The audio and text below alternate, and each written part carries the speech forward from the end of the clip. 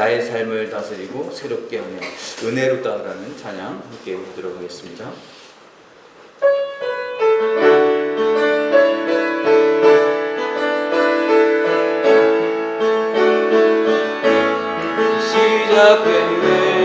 시작됐네 우리 주님의 능력이 나의 삶을 다스리고 새롭게 하네 자유하네 죄와 사망으로부터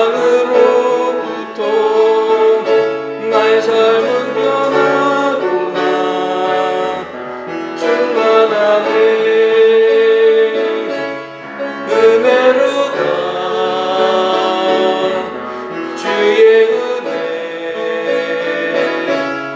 한량없는 주의 은혜 은혜로다 주의 은혜 변함없는 신실하신 주의 은혜 처음부터 하겠습니다. 시작됐네 우리 주님의 능력이 나의 삶을 다스리고 새롭게 하네 자유하네 죄와 사망으로부터 나의 삶은 변하구나 충만하네 은혜로다 주의 은혜 한량없는 주의 은혜 은혜로다 주의 은혜 변함없는 신실하신 주의 은혜로다 주의 은혜 은혜로다 주의 은혜 한량없는 주의 은혜 은혜로다 주의 은혜 하나없는 신실하신 주의 은혜 내게로부터 눈을 들어 주를 보기 시작할 때 주의 일을 보겠네 시선이라는 찬양 함께 하도록 하겠습니다.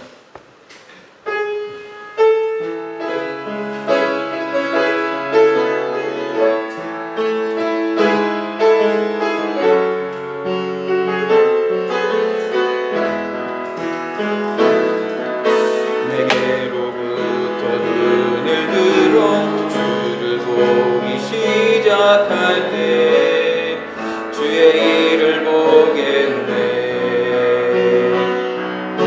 내 작은 마음 돌이키서 하늘에 크게 하네 주님을 볼 때 모든 시선을 주님께 드리고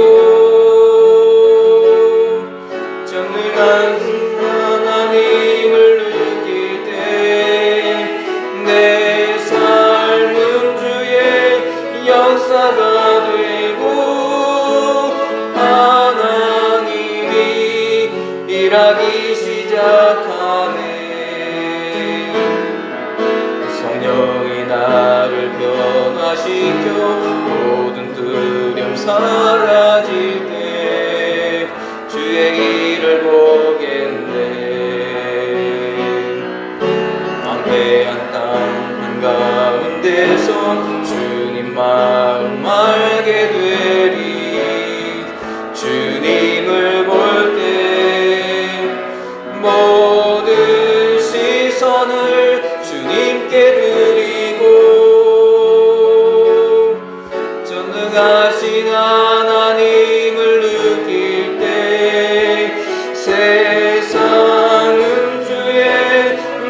나라가 되고 하나님이 일하기 시작. 2절만 하겠습니다. 2절 성령이 나를 변화시켜 모든 두려움 사라질 때 주의 일을 보겠네. 황폐한 땅 한가운데서 주님 마음 알게 되리. 주님을 볼 때 모든 시선을 주님께 드리고 전능하신 하나님을 느낄 때 세상은 주의 나라가 되고 하나님이 일하기 시작한 모든 시선을 주님께 드리고 전능하신 하나님을 느낄 때 세상은 주의 나라가 되고 하나님이 일하기 시작하네. 찬송가 288장인데요. 예수를 나의 구주 삼고 함께 찬송하겠습니다.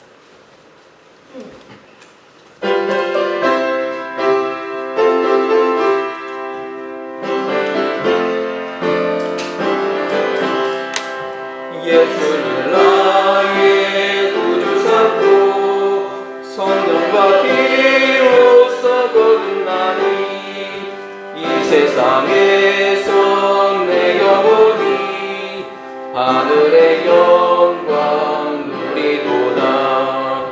이것이 나의 간증이요 이것이 나의 찬송일세.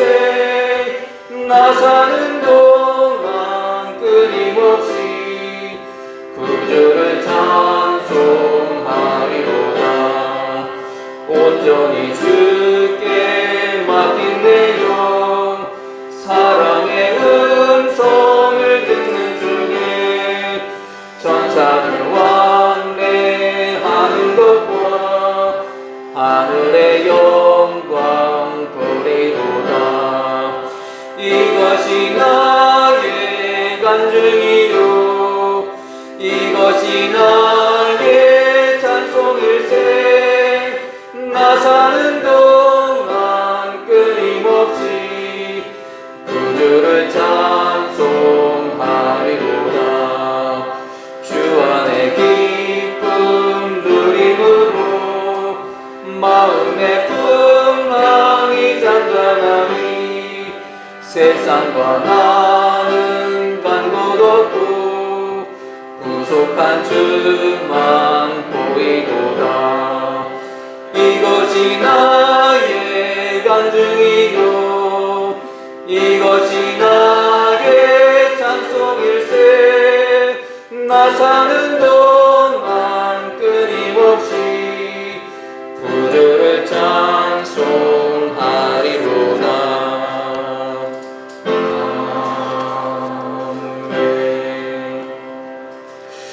이스라엘아 들으라. 우리 하나님 여호와는 오직 유일한 여호와이시니 너는 마음을 다하고 뜻을 다하고 힘을 다하여 네 하나님 여호와를 사랑하라. 하나님은 영이시니 예배하는 자가 영과 진리로 예배할지니라. 아멘.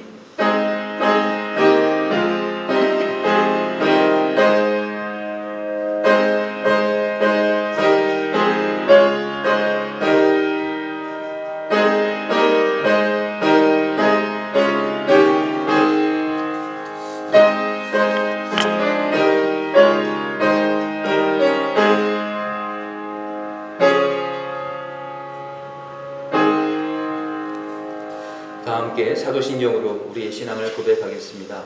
전능하사 천지를 만드신 하나님 아버지를 내가 믿사오며 그 외아들 우리 주 예수 그리스도를 믿사오니 이는 성령으로 잉태하사 동정녀 마리아에게 나시고 본디오 빌라도에게 고난을 받으사 십자가에 못 박혀 죽으시고 장사한 지 사흘 만에 죽은 자 가운데서 다시 살아나시며 하늘에 오르사 전능하신 하나님 우편에 앉아 계시다가 저리로서 산 자와 죽은 자를 심판하러 오시리라. 성령을 믿사오며 거룩한 공예와 성도가 서로 교통하는 것과 죄를 사하여 주시는 것과 몸이 다시 사는 것과 영원히 사는 것을 믿사옵나이다. 아멘. 찬송가 맨 뒤에 있는 교동문 56번입니다. 교동문 56번.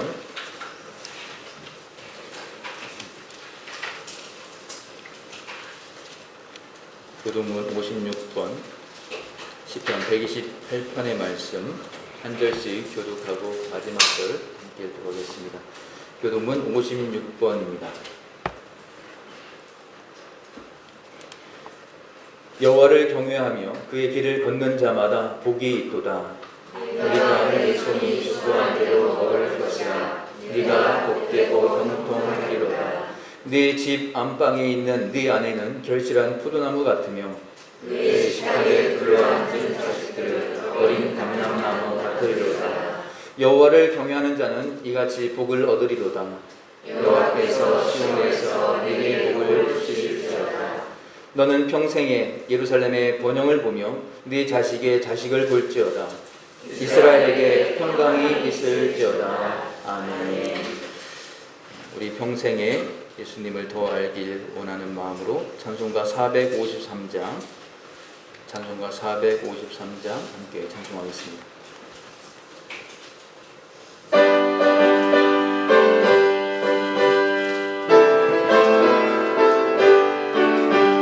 예수도 알기 원하네.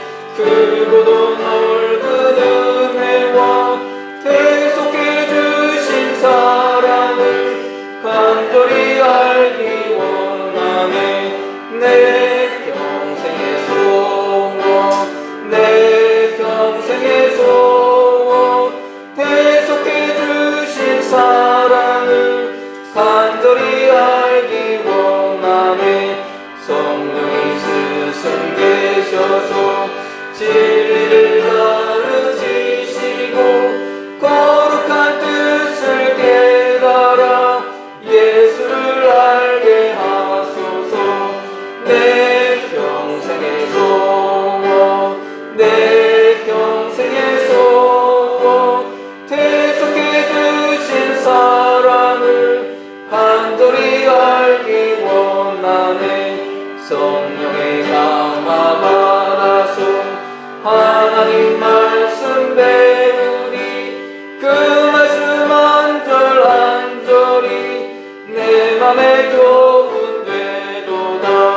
내 평생의 소원, 내 평생의 소원, 대속해 주신 사랑을 간절히 알기 원하네. 예수가 계신 보좌는 영광에 둘려 있도다. 평강의 왕이 오시니 그 나라 완성하도다. 내 평생의 소원, 내 평생의 소원, 대속해 주신 사랑을 간절히 알기 원하네. 이 시간에 오늘 예배를 위해서 우리를 대표하여 박정호 집사님 대표로 기도해 주시겠습니다.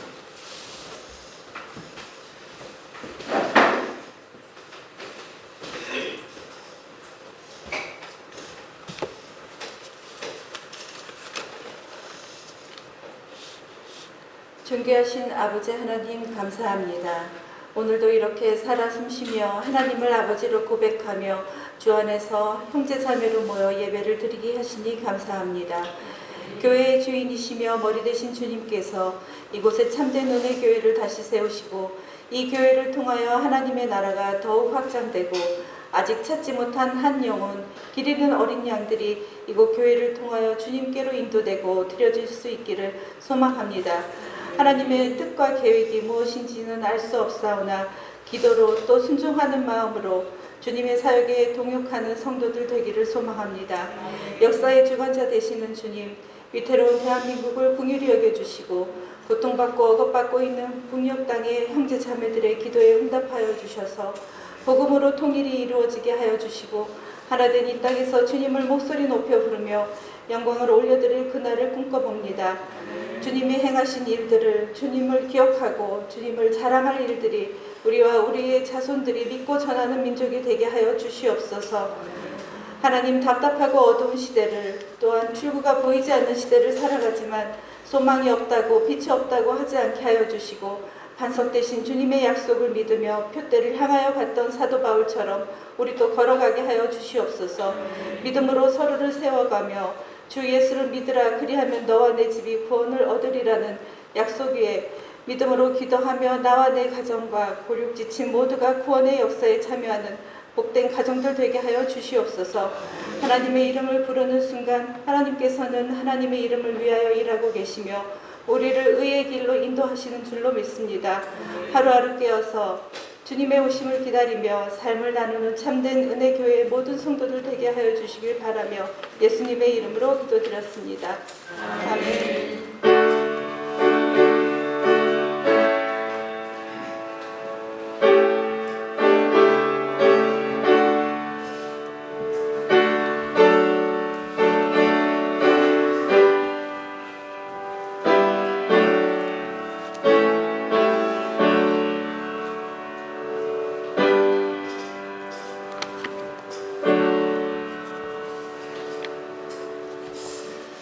오늘 우리에게 주시는 하나님의 말씀은 이사야 49장 1절부터 7절까지의 말씀입니다. 이사야 49장 1절부터 7절까지의 말씀, 구약성경 1028면에 있습니다. 구약성경 1028면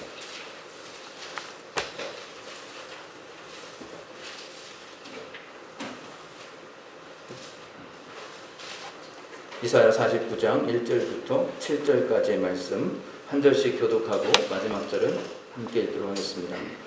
성들아 내게 들으라, 먼 곳 백성들아 귀를 기울이라.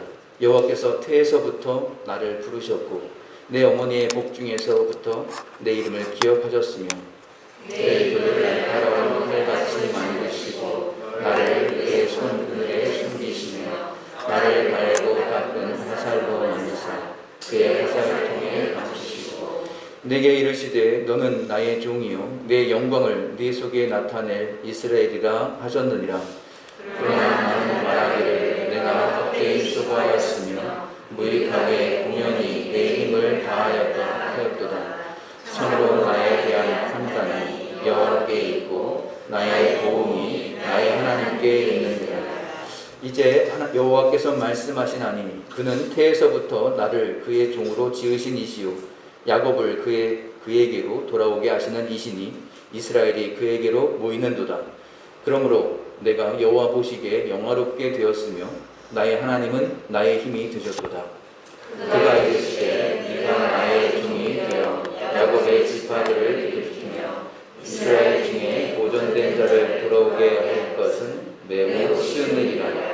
내가 또 너를 이방의 빛으로 삼아 나의 구원을 베풀어서 땅끝까지 이르게 하리라. 이스라엘의 구속자, 이스라엘의 거룩한 이이신 여호와께서 사람에게 멸시를 당하는 자, 백성에게 미움을 받는 자, 권한들에게 종이 된 자에게 이같이 이르시되 왕들이 보고 일어서며 고관들이 경배하리니 이는 이스라엘의 거룩하신 이 신실하신 여호와 그가 너를 택하였음이니라. 아멘. 우선 지금 에어컨 온도가 괜찮으십니까? 좀 추우실 것 같은 느낌이 드는데 괜찮으세요? 네, 다행입니다. 먼저 오늘 이제 오후에 예배당 이전 감사 예배를 드립니다. 이사를 한 지는 거의 이제 한 달 정도 돼가는 것 같은데 그동안에 좀 여러 가지 일들이 있었는데 하나님께서 그 모든 일 다 마무리되 우리에게 가장 큰 은혜를 주셨고 또 그것에 감사하는 마음으로 오늘 예배를 이제 따로 오후 시간에 드리려고 합니다. 또 우리 수고하고 애쓰신 우리 성도님들께 또 축하와 또 감사와 또 격려의 시간 되시면 좋겠습니다. 먼저 이따가 또 하겠지만 우리 하나님께 감사의 박수를 한번 같이 드리겠습니다. 또 우리 옆에 계신 우리 성도님들 그동안 수고 많으셨다고 또 한번 격려의 박수를 서로에게 해주시면 좋겠습니다. 감사합니다.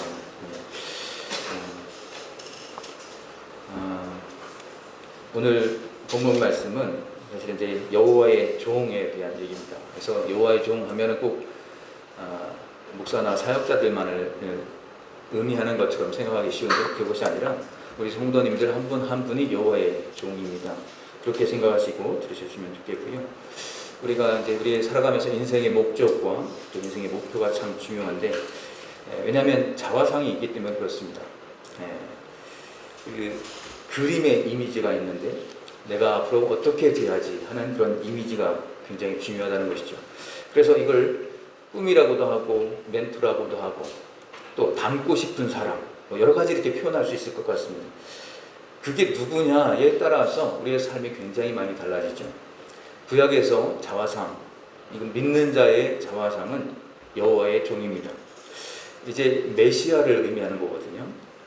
이제 신약에 오면 예수님을 의미하는 거죠.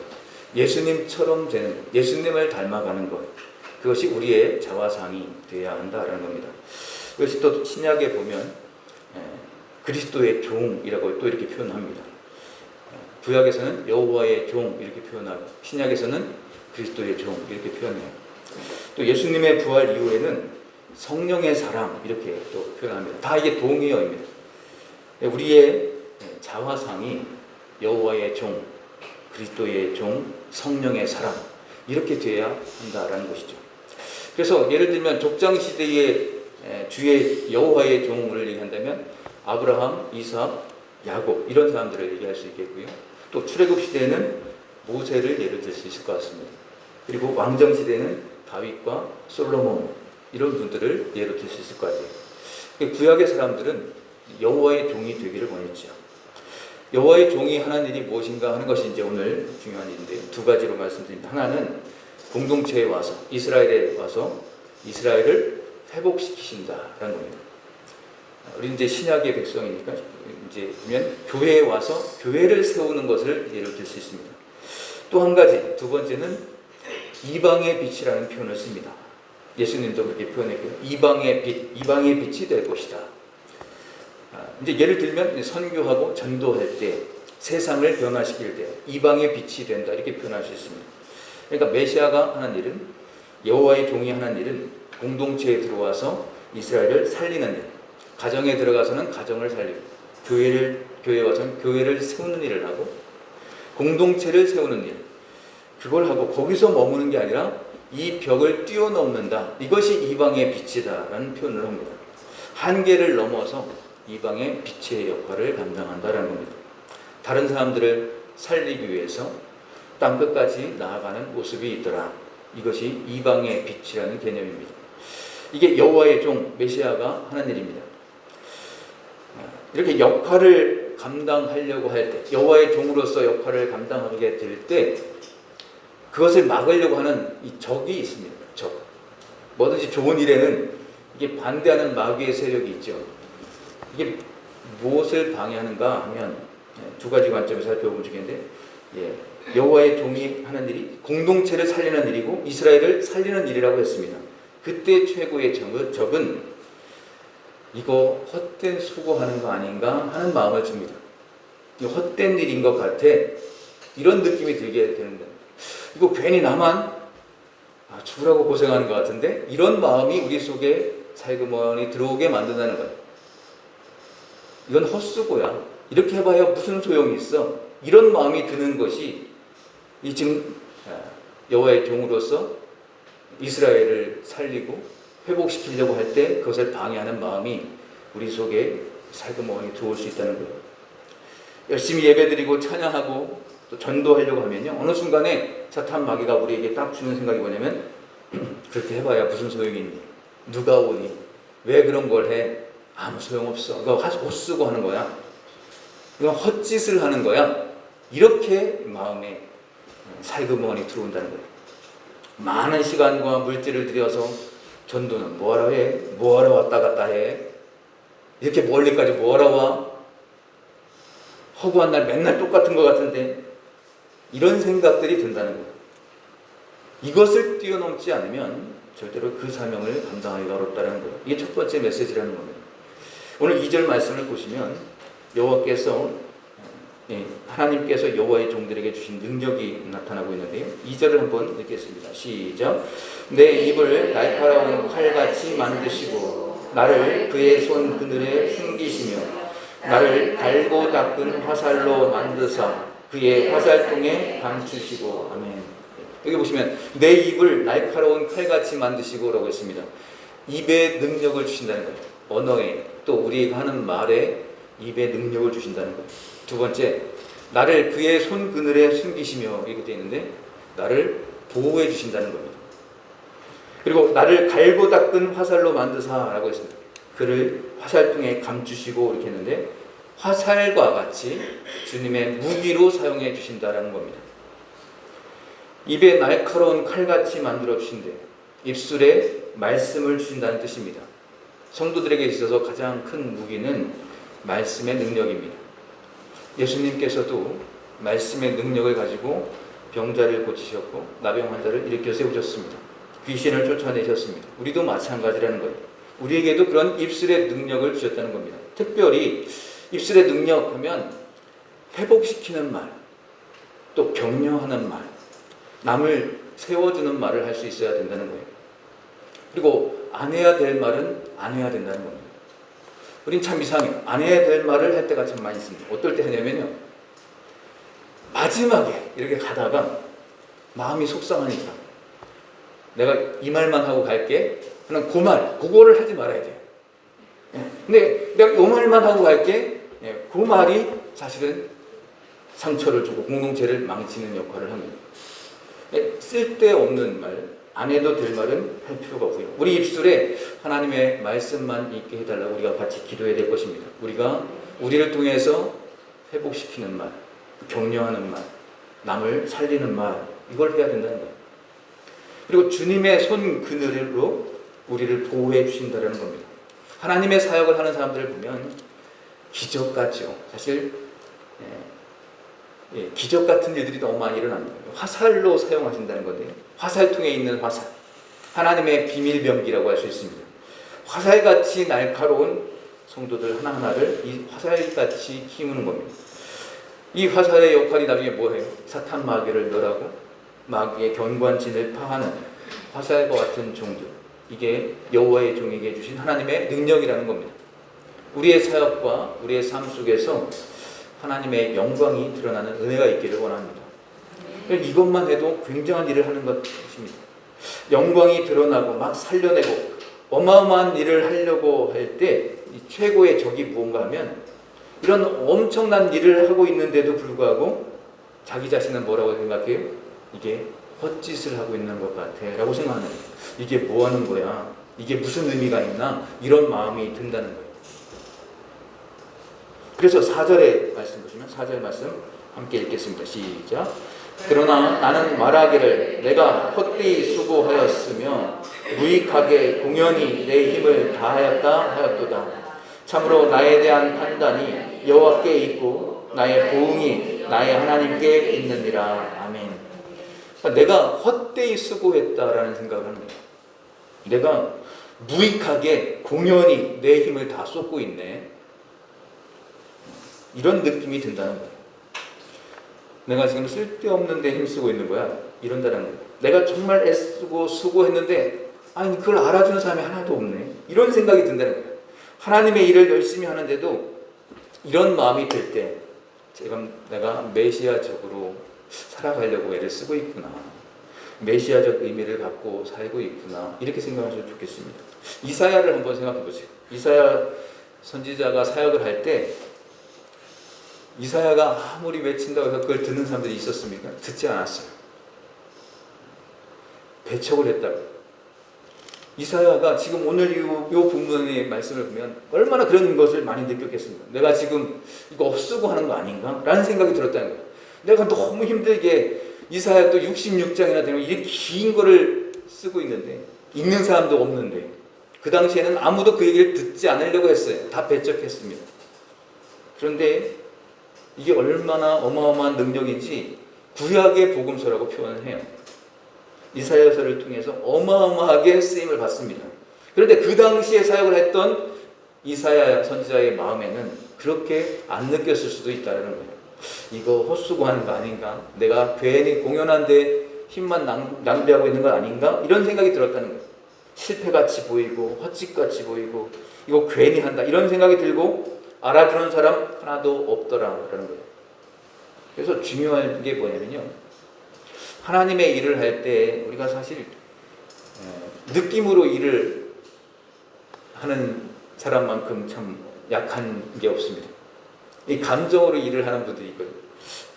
감정이 좋을 때, 느낌이 좋을 때는 아, 이거 하나님이 도와주시는 것 같아요. 근데 감정적으로 눌려있으면 하나님이 날 버리신 것 같아요. 느낌 갖고 일을 할 때가 있습니다. 그래서 느낌이 좋아, 느낌이 안 좋아. 그러면 사람이 느낌이 좋을 때 얼마나 많이 있겠습니까?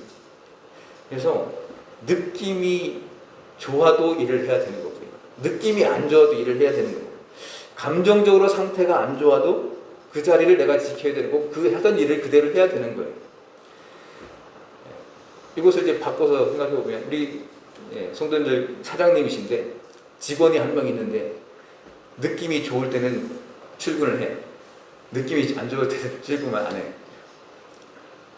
느낌이 좋을 때는 막 야근도 자기가 알아서 한다라고, 느낌이 안 좋을 때는 나 오늘 그냥 퇴근한다고. 일이 다 안 끝났는데.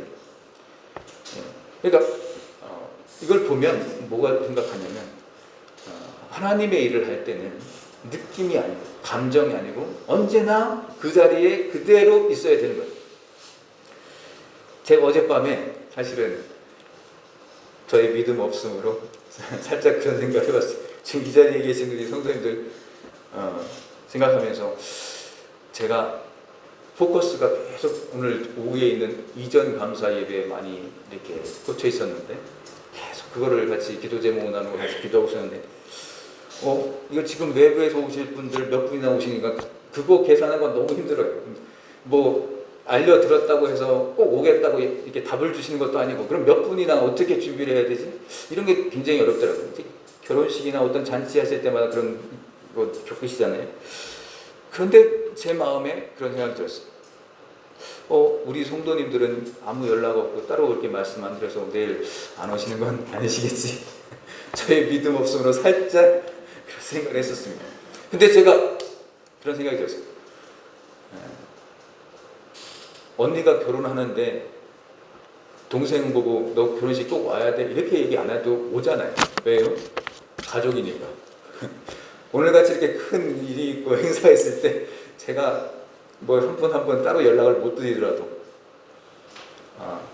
이런 일이 있으면 당연히 가야지 이렇게 생각해 주시는 게 당연한 거 아니겠습니까? 가족이니까요. 성도고. 그래서 제가 잠깐 연락 안 드렸다고 내일 안 오시는 건 아니겠지. 살짝 걱정을 했었는데 이렇게 다 뵙게 돼서 너무 감사하고 저의 연약함을 용서하소서. 그러니까 느낌이 좋을 때는 쉽게 할 수 있어요. 느낌이 나쁘더라도 하나님께서 하시는 일이다라고 한다면 나의 감정을 누르고 나의 느낌을 누르고 순종할 때에 오히려 하나님이 그때 더 많은 일들을 이루시는 것을 보게 됩니다. 그러니까 내 상태가 좋다고 해서 하나님이 역사하시고 내 상태가 안 좋다고 해서 하나님이 멀리하시고 이런 것이 아니다라는 겁니다. 여호와 종의 그 최고의 장애가 무엇인가? 하나님께서 능력을 다 주시고 일하라고 그랬는데 느낌으로 일하고 감정으로 일하고 그러다 보니까 그게 뭐예요? 결국은 자기의 자아죠. 내 중심에 나의 자아로 일을 하려고 하는 거예요. 이게 최고의 장애가 된다는 겁니다. 우리 성도님들이 정말 여호와의 종이 되어서 화살 같은 존재가 되어야 된다는 겁니다. 사탄 마귀의 견고한 진을 파하고 그 다음에 하나님의 백성들 하여금 이렇게 모여서 일어서게 만드는 일을 해야 한다는 겁니다. 그러면 어마어마한 일이 벌어지죠. 그래서 우리 성도들은 전쟁의 한복판에 들어가야 되는 겁니다. 전쟁 벌이고 있는 그곳에서 화평을 이루는 것이 우리가 해야 될 일이고요. 거기서 사람들을 건져내는 것입니다. 그 다음에 또 분열의 자리에 들어가야 되는 겁니다. 분열이 있는 곳에 아이고 이거 왜 이렇게 됐어? 왜 이런 꼴이야? 이런 게 아니라 여호와의 종이 들어가면요. 분열된 곳에 하나됨을 이루게 됩니다. 그것을 이루는 게 우리의 사명이라는 거예요. 또한 하나님께서 보내신 곳, 이 땅이 이곳이 그렇다고 생각합니다. 절망의 한복판에 우리가 들어가야 되는 거예요. 절망한 사람들이 얼마나 많은지 모릅니다. 거기 들어가서 그들의 마음을 추스리고 하나 되게 만들고 일으켜 세우는 거예요. 이걸 하나님의 백성들이 해야 되는 일이다라는 거예요. 여호와의 종이 그렇게 해주고 예수님이 그렇게 하셨죠. 우리도 마찬가지다라는 겁니다. 하나님의 백성들은 나를 통해서 이렇게 세우는 일을 하는 겁니다. 요셉이 그런 일을 했었죠. 야곱의 그 12아들 다 무너져 있는데 요셉 하나를 통해서 그가 여호와의 종의 역할을 했던 것입니다. 그래서 그 가족을 다시 일으켜 세우는 역할을 합니다. 그래서 나중에 그러니 내가 이 전체를 구원하기 위해서 너를 먼저 거기에 보냈다. 그게 여호와의 종입니다. 그러니까 그 사명을 가지고 이게 헛수고하는 것 같아 이런 생각하면 안 된다는 겁니다. 요셉이 만약에 나 이거 내가 왜 노예가 되고 내가 왜 감옥에 갇혀야 되고 난 이거 지금 내 인생에 정말 가장 찬란할 이 시기를 난 지금 여기서 왜 이렇게 썩히고 있는 거야? 나 지금 헛수고하고 있는 것 같아. 이런 생각이 들 수 있지만 그게 아니라는 거예요. 나중엔 엄청난 일을 하게 된다는 것을 우리가 알고 있습니다. 우리가 이 사명을 가지고 내가 얼마나 많은 가능성을 품고 있고 또 나를 통해서 하나님 앞에서 하나님께 얼마나 많은 영혼들을 건지실지 이것을 기대하면서 일어서는 우리 믿음의 종이 되시기를 바랍니다. 두 번째는 이방의 빛이라고 아까 말씀드렸는데 이방의 빛이 되는데 또 하나의 적이 있어요. 그게 뭐냐면 이스라엘 백성들을 회복시키는 것은 이거 내가 헛수고하는 거 아니야? 이런 마음을 갖게 된 것이 장애가 되고 적이라고 했는데 이방의 빛이 된다는 것에 적이 되는 것은 무엇인가? 그냥 벽 안에 갇히는 거예요. 그냥 여기도 좋은데 뭐하러 나가? 뭐하러 저길 가나? 이런 생각을 하는 거예요. 하나님이 이방의 빛이 되게 하셨는데 자꾸 자기 안에 갇히려는 성향이 있다는 겁니다. 그런데 자기 안에 갇히지 않고 더 큰 일을 해야 된다는 거예요. 우리가 그렇습니다. 지금 당장 내 눈앞에 보이는 게 시급하기 때문에 항상 거기에만 집중할 때가 있어요. 가정이 일어나기를 원하고 교회가 일어나기를 원하고 이것이 가장 큰 일이라고 생각하는데 그 정도가 아니라 그것을 넘어서야 된다라는 겁니다. 6절 말씀 보시면 같이 한번 읽을까요? 6절 시작. 그가 이르시되 네가 나의 종이 되어 야곱의 지파들을 일으키며 이스라엘 중에 보존된 자를 돌아오게 할 것은 매우 쉬운 일이라. 내가 또 너를 이방의 빛으로 삼아 내 구원을 베풀어서 땅 끝까지 이르게 하리라. 아멘. 여기 보시면 이스라엘 중에 보존된 자를 돌아오게 할 것은 하나님께서 뭐라고 그러셨어요? 이건 쉬운 일이다. 이건 아무것도 아니야. 하나님께서 재미있게 표현을 하신 것 같아요. 야, 너희들 공동체 이스라엘을 일으키는 거 그건 매우 쉬운 일이다. 그런 거 가지고 뭐 감격하고 그거 가지고 간증하고 그러지 말아라. 그건 매우 쉬운 일이다. 근데 그 다음에 너희들에게 메인 사명이 있는데 그게 뭔가 하면 너를 이방의 빛으로 삼았다. 그래서 나의 구원을 베풀어서 땅 끝까지 이르게 하겠다라는 거예요. 이게 하나님의 사명이라는 겁니다. 이방의 빛이 되게 해서 땅 끝까지 영향을 다 미치게 한다는 겁니다. 이게 진짜 사명인데 이 사명을 이게 지속하기가 쉽지가 않아요. 왜냐하면 우리가 이스라엘을 이렇게 세운다 그러면 우리가 보통 얘기할 때는 이게 축복을 받은 것과 같은 거거든요. 축복을 받으면 거기에서 멈출 때가 많이 있어요. 그래서 많은 사람들이 이 정도면 됐지. 많은 은혜를 받았네. 여기서 우리가 같이 누리고 여기서 살면 되겠네. 그리고 이방의 빛이 되지를 못한다는 거예요. 그러니까 벽에 갇혀버리는 것이죠. 한계를 뛰어넘지 못한다는 겁니다. 그러나 하나님의 마음은 여호와의 종이 되어서 이방의 빛이 되어야 한다는 겁니다. 허드슨 테일러가 영국에서 배를 타고 반년 동안 걸려서 중국으로 갔어요. 그래서 중국에 와서 대부분의 사람들이 어디 있었냐면 중국에서도 다시 돌아가기 쉬운 그냥 해안가 거기에 머무는 사람들이 많이 있었는데 이 허드슨 테일러는 내륙으로 들어가요. 내륙 선교회를 만들어서 내륙으로 들어가요. 중국 내륙 선교회가 있습니다. 그러니까 우리가 뭐 어디 외국에 가면 미국도 그렇죠. 비행기 직항으로 갈 수 있는데 거기서 조금 머물다가 이제 돌아오는 경우가 많습니다. 그래서 옛날에 그런 일이 있었대요.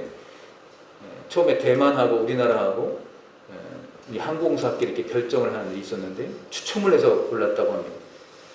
대한항공은 로스앤젤레스를 이렇게 추첨이 됐고 차이나 항공은 샌프란시스코를 추첨이 됐는데 이게 뭘 의미하냐면 LA에 가면 한인 타운이 있고 샌프란시스코에 가면 차이나 타운이 굉장히 크다는 거예요. 그러니까 자기가 거기 내린 자리에 거기에 그냥 머물더 거기서 살게 된다는 거예요.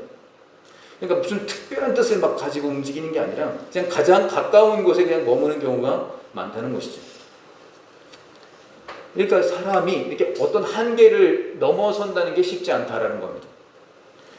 허드슨 테일러는 이 해안가에만 머무르지 않고 그것을 뛰어넘어서 중국 내지 선교회, 중국 안쪽으로 들어갔다는 겁니다. 변발을 하고 중국 사람 옷 입고 이제 거기로 향해 들어가. 이게 이방의 빛이 되어서 움직였던 것입니다. 그러니까 이 허드슨 테일러를 통해서 중국의 이방의 빛이 비치게 된 것입니다. 뛰어넘은 것이죠. 그래서 오늘 7절 말씀을 보시면 거기 그렇게 나오잖아요. 7절 한번 같이 읽겠습니다. 시작. 이스라엘의 구속자, 이스라엘의 거룩한 이이신 여호와께서 사람에게 멸시를 당하는 자, 백성에게 미움을 받는 자, 관원들에게 종이 된 자에게 이같이 이르시되 왕들이 보고 일어서며 고관들이 경배하리니 이는 이스라엘의 거룩하신 이 신실하신 여호와 그가 너를 택하였음이니라. 아멘. 그러니까 메시아는 멸시와 미움을 받게 된다는 거예요. 그것처럼 마찬가지로 우리도 멸시를 받고 미움을 당할 수 있다는 것을 얘기하는 겁니다. 이스라엘의 구속자, 이스라엘의 거룩한 이신 여호와께서 사람에게 멸시를 당하는 자, 백성에게 미움을 받는 자, 관원들에게 종이 된 자에게 이같이 이르시되, 이게 우리가 여호와의 종이 되어서 메시아 역할을 하면서 이방에게 다가가면 멸시와 미움을 받게 된다는 거예요. 누가 무시하면 우리가 그게 마음에 굉장히 많이 남을 수 있는데요. 지금 하나님이 다 알고 계시다는 거예요. 우리가 무슨 말을 하는지 무슨 생각을 하는지 하나님이 다 알고 계시고 보고 계셔요. 그래서 이렇게 될 수 있는데 그거 너무 연연해하지 마라. 이 얘기를 미리 해주시는 거예요. 누가 우리를 공격하고 미워하면 그냥 그런가 보다 하고 그냥 넘기라는 거예요. 왜냐하면 그것이 우리의 인생에, 우리의 사명에 그렇게 중요하지 않기 때문입니다. 내게는 영광스러운 주님과 비전이 있기 때문에 그것을 그냥 넘길 수 있다는 거예요. 사도 바울이 로마에 갈 때 신분이 어땠습니까? 죄수의 신분으로 끌려갔습니다. 근데 사도 바울은 자신이 이 죄수라는 사실이 아무렇지도 않게 느껴졌어요. 그냥 단지 뭐만 좋았어요? 로마에 갈 수 있다는 것만이 그에게는 중요했다는 거예요. 이것을 우리가 기억하면 좋겠습니다. 하나님께서는 창세 전에 우리를 택하셨습니다. 거룩하고 흠이 없게 하기 위해서입니다. 우리를 예정하시고 양자로 삼으셨습니다. 이것만 생각해도 우리는 흔들리지 않습니다. 실패를 해도, 부도가 나도, 큰 질병에 걸려도 흔들리지 않습니다. 모든 계획이 다 망가져도 이 말씀이 중심에 있다면 흔들리지 않습니다. 이게 선택이고 부르심이에요. 메시아의 시작은 부르심에 대한 확신입니다. 우리의 삶 속에서 이러한 예수님의 흔적이 나타나기를 바랍니다. 여호와의 종의 모습이 있게 되기를 바랍니다. 그런데 여기서 끝나는 게 아니라 그 다음을 보면 기쁜 소식이 있어요. 역전이 벌어진다는 것입니다. 역전. 뭐라고 되어 있어요? 중간에 보시면 왕들이 보고 일어서며 라고 되어 있습니다. 왕이 우리를 보고 일어선대요. 자리에서. 고관들이 경배를 한다는 겁니다. 역전이 일어난다는 것을 얘기합니다. 다 뒤바뀌어 버릴 수 있다는 거예요. 로마에 가면요, 이 사도 바울이 순교당한 자리가 있습니다. 그 해안가 쪽에 그 영화에서도 나오죠. 근데 이 목을 이렇게 쳐서 이제 죽게 되는데, 여러분 바울의 목을 친 사람이 누군지를 기억하고 계십니까? 아무도 몰라요. 그의 목을 친 사람은 기억하지 않습니다. 근데 사람들이 겉모습을 한번 보고, 사도 바울이 그렇게 목을 쳐서 사형을 당할 때, 죽음을 당할 때, 야, 예수 믿더니만, 저게 충성을 다하더니만 저게 무슨 꼴이야? 이렇게 생각하실지 모르지만, 근데 바울의 목을 친 사람은 아무도 기억 못합니다. 바울이 죽었던 그 인격과 그 사역과 그 자리가 그 사람이 바울이었다로 기억되고 있다는 거예요. 죽인 사람이 주인공이 아니라는 거예요. 죽었던 사람이, 죽음을 당한 사람이 주인공이 된다는 거예요. 이게 바뀌는 거예요. 역전이 되는 거예요. 그러므로 우리가 이것을 생각할 때 우리의 인생 가운데 우리가 무엇을 먹을까, 무엇을 마실까, 무엇을 입을까, 여기에만 관심 두는 인생이 되지 않기를 바랍니다. 영원한 가치를 붙들고 살아가는 하나님의 거룩한 종이 되기를 바랍니다. 이제 말씀을 맺겠습니다. 이사야 49장, 이 말씀, 아마 이사야가 처음 이 말씀을 전했을 때 사람들은 그렇게 생각, 이게 누굴 얘기하는 거야 지금? 예수님인지를 몰랐을 것입니다. 그런데 여호와의 종 메시아라고 그러면 이런 모습이 있다라고 해서 어찌 보면 굉장히 충격을 받았을 거예요. 이분이 오시면 우리를 구원해 주실 것이고, 이분이 오시면 우리를 회복시켜 주실 것이고, 자유를 줄 것이다. 그래서 목적이 무엇인가? 여호와의 종이 올 것을 사모하라, 기다리라, 그리고 항상 부르짖으라, 바라보라. 이 메시지를 선포하고 있는 거예요. 이게 예수님을 의미하는 거죠. 여기서 끝나는 게 아니라 이게 우리에게도 적용이 되어야 된다는 겁니다. 우리가 여호와의 종의 모습으로 서 있어야 된다라는 겁니다. 특별히 이렇게 이곳으로 이전을 해서 다시 새롭게 새 출발하려고 하는 이 참된 은혜 교회 가운데 여호와의 종의 모습으로 나아가길 원한다는 겁니다. 우리가 하나님의 교회를 섬기면서 마음이 좀 무겁고 어려울 때 많이 있었습니다. 그럴 때 내가 왜 여기 와서 이런 걸 보나, 내가 왜 여기 와서 왜 이렇게 헛수고하는 거 아닐까, 이런 마음이 들 때도 있으셨겠지만 우리 성도님들이 계셔서 참된 은혜 교회가 지금까지 이렇게 버텨왔고, 또 제가 이 자리에 계속 있을 수 있었습니다. 너무 감사드리고, 내가 지금 헛수고하는 거 아닐까, 이런 생각이 드는 것은 이건 하나님의 마음이 아니에요. 사탄이 주는 생각입니다. 이런 마음을 갖게끔 하는 것을 볼 때, 내가 여호와의 종의 모습이 내 안에 있구나, 이렇게 좋게 생각하시면 좋겠습니다. 거기에서 머무는 게 아니라 하나님이 나로 하여금 이방의 빛이 되기를 원하신다라는 사실을 꼭 기억하시기 바랍니다. 이방의 빛, 하나님을 모르는 사람들, 하나님을 모르는 세계에 들어가서 하나님의 복음을 전하는 사람, 이방의 빛이 되기를 하나님이 원하신다는 겁니다. 이렇게 평촌으로 예배당을 이전하고 오늘 오후에 이전 감사 예배를 드립니다. 하나님께서 우리에게 원하시는 것은 1절에서도 1절 2절에 나오잖아요. 모태에서부터 우리를 부르신 그분이 원하시는 것은 상처받고 꿈을 잃어버린 사람들을 불러 모으시기를 원하십니다. 그래서 그들에게 다시 희망과 용기를 주고 구원의 메시지를 전하는 일입니다. 이것이 메시아가 하는 일입니다. 그들을 모아서 우리로 하여금 이방의 빛이 되기를 하나님이 원하십니다. 이방의 빛, 예수님을 떠나 있는 영혼, 예수님을 모르는 영혼, 그들에게 다가가기를 원하십니다. 야곱을, 이스라엘을 회복시키는데 그치지 않고 이 평촌 땅, 안양 땅, 이 주위의 아파트 주민들, 그들을 구원하시겠다고 우리를 이곳에 보내셨습니다. 이방의 빛이 된다는 비전, 이것을 가슴에 새기고 믿지 않는 자에게 먼저 다가갈 수 있는 저와 여러분 되시기를 주님의 이름으로 축원합니다. 우리 찬송가 270장 변찮는 주님의 사랑과 우리 함께 가사를 생각하면서 함께 찬송하겠습니다.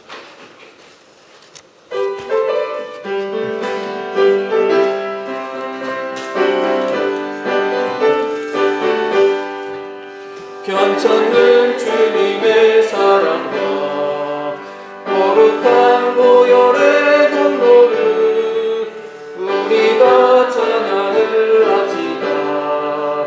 주님을 만나볼 때까지 예수는 우리를 깨끗게 하시는 주시니 그의 피 우리를 눈보다 더 이게 하셨네.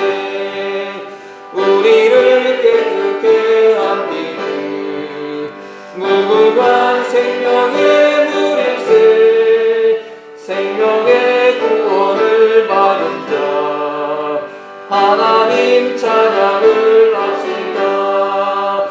예수는 우리를 깨끗게 하시는 주시니 그의 피 우리를 눈보다 더 이게 하셨네.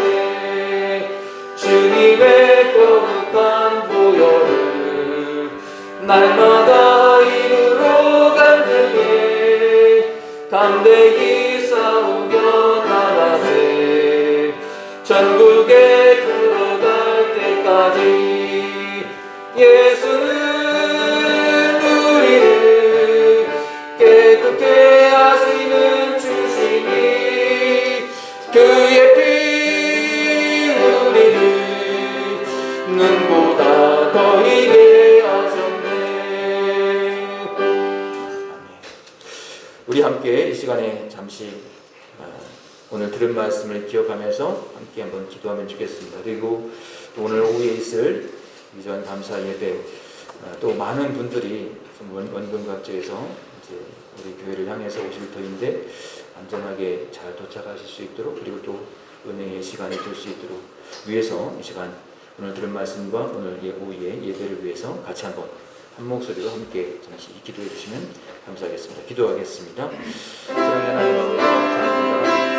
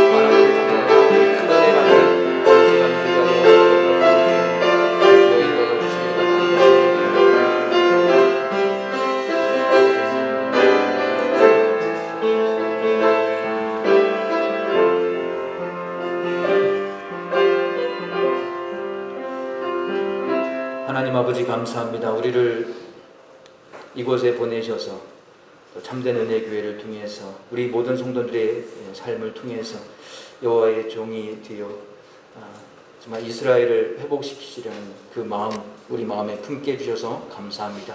또 이방의 빛이 되길 원하시는 하나님의 마음을 우리가 또 다시 한번 깨닫게 해주셔서 감사합니다. 하나님을 모르는 사람들, 하나님을 떠나 있는 분들, 하나님 아버지 다시 주님 앞으로 인도하는 그 일에 하나님 우리가 쓰임받기를 원하고 또 이방의 빛이 될 수 있도록 하나님 도와주옵소서. 오늘 예배 이전 감사 예배를 드릴 때 하나님 원근 각지에서 많은 분들이 이동해서 오시는데 안전하게 오시게 하시고 또 안전하게 오고 가는 길 지켜주시고 또 함께 하나님 앞에 감사가 넘치는 귀한 시간 될 수 있도록 하나님 도와주옵소서. 예배의 시종을 주님 앞에 맡겨드립니다. 하나님 아버지 그 시간을 통해서 하나님께 영광을 올려드리고 또 우리 모든 성도님들 함께 위로하고 격려하는 귀한 시간 될 수 있도록 하나님 도와주옵소서. 주님께서 함께 해주시기를 간절히 빌고 소나오며 이 모든 말씀 예수님의 이름으로 기도드리옵나이다. 아멘. 감사합니다. 오늘 이렇게 또 이전 감사 예배에 원래 이렇게 참석하시려고 했지만 오늘 오전에 먼저 오시고 또 이따가 오후 시간에는 또 이렇게 아드님이 오실 것 같은데 우리 귀한 집사님, 권사님 이렇게 함께 해주셨습니다. 고봉근 집사님과 우리 조용주 권사님 이렇게 또 함께 예배에 참석해 주셨는데 감사합니다. 네, 박수와 감사합니다. 어이구, 예, 감사합니다. 네, 그리고 예, 우리 또 예, 인사 이렇게 안 하게 해달지 뭐 하지 말아달라고 또 말씀하신 분이 계셔서 예, 그냥 넘어가도록 하겠습니다. 예, 주보 광고 보시면 예, 이제 일주일 남았습니다. 네, 7월 3일 예, 정지의 자매 결혼식 우리 또 기억하고 함께 기도해 주시길 바라고요. 네, 그리고 오늘 예배 예, 오후 3시에 있는 거 다 알고 계신데 예배 마치고 우리 성도님들은 뭐 급한 일이 있으셔서 또 다른 일이 있으셔서 먼저 가셔야 될 분들도 계신 걸로도 알고 있긴 한데 김밥 우리 같이 드시고요. 그리고 오늘 오후 예배를 좀 준비하면 좋겠습니다. 그래서 예배 마치고 다시 한번 광고 말씀 드리도록 하겠습니다. 예, 또 혹시 제가 네, 오늘 일부 예배만 이렇게 11시 예배만 참석하신 분도 가실 때 또 이렇게 오늘 이전 감사 예배 선물이 있는데 그거 꼭 받아가시면 좋겠고요. 챙겨주시면 좋겠습니다. 예, 우리 마지막 찬송 569장 선한 목자 되신 우리 주 함께 찬송하고 기도하고 오늘 예배를 마치도록 하겠습니다. 569장입니다.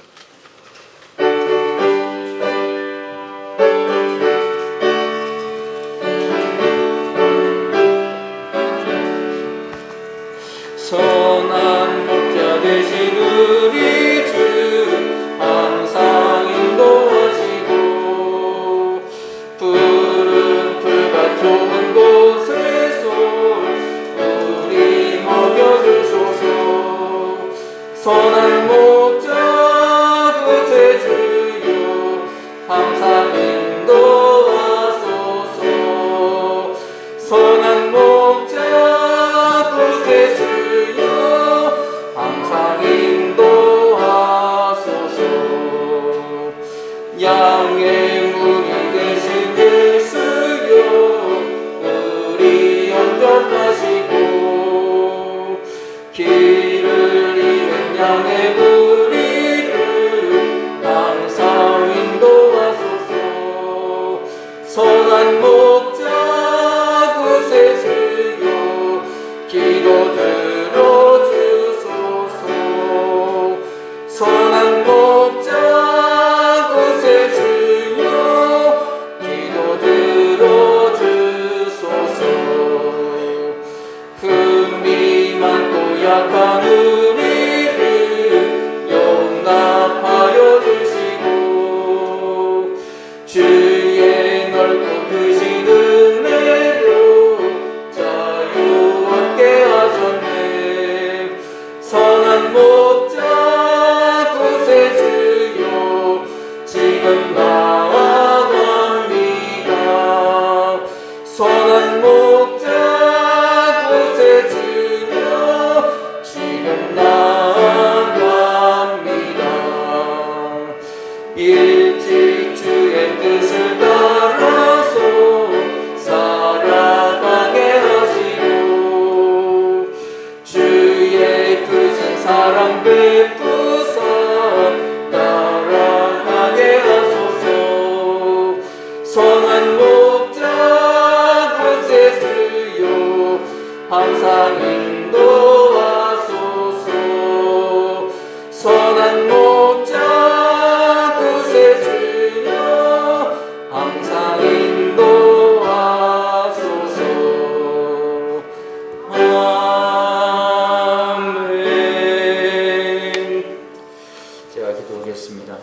하나님 아버지 감사합니다. 언제나 우리의 찬양과 기도와 예배를 기뻐 받으신 하나님 앞에 감사를 올려드립니다. 우리를 기능적으로 대해주지 않으시고 우리를 인격적으로 대해주시는 하나님 감사합니다. 우리보다 우리를 더 잘 아시고 우리가 모르는 우리의 미래를 아시는 주님을 찬양합니다. 그 주님께서 우리에게 가장 선한 것을 주실 줄 믿습니다. 모든 것 주님 앞에 다 맡겨드리고 우리가 불안해하지 않게 하시고 주님께서 주시는 평안을 누릴 수 있도록 하나님 도와주옵소서. 주님의 음성을 잊지 않기 위해 모든 순간 기도하는 삶을 살아가게 하여 주옵소서. 오늘도 주님께서 주신 지금까지 우리를 지켜주시고 보호해 주신 하나님의 은혜에 감사의 마음으로 귀한 예물을 올려드릴 때 드리는 손길들 기억하시고 또 하늘의 축복을 내려 주시옵소서. 오늘 오후 예배당 이전 감사 예배 가운데 많은 분들이 또 이동해서 우리 교회를 향해 오실 때 안전 지켜주시고 또 그분들의 마음속에 하나님 앞에 감사함이 가득한 그런 발걸음 되게 하여 주시옵소서. 또 준비하는 모든 손길들 기억하여 주시고 지금까지 행하신 하나님의 은혜에 모두가 찬양과 감사를 올려드리는 그런 귀한 시간 되게 하여 주시옵소서. 이 모든 것에 감사드리며 이제는 우리 주 예수 그리스도의 은혜와 무한하신 하나님 아버지의 사랑하심과 성령님의 감화, 감동, 교통, 충만하신 은혜가 절망의 한복판에 가서 그곳에서 살리고 일으키라는 그 여호와의 종으로서의 사명 잘 감당하기를 원하는 이방의 빛이 되기를 원하는 참된 은혜교회 모든 성도님들 머리 위에 지금부터 영원토록 함께 하시기를 간절히 축원하옵나이다. 아멘.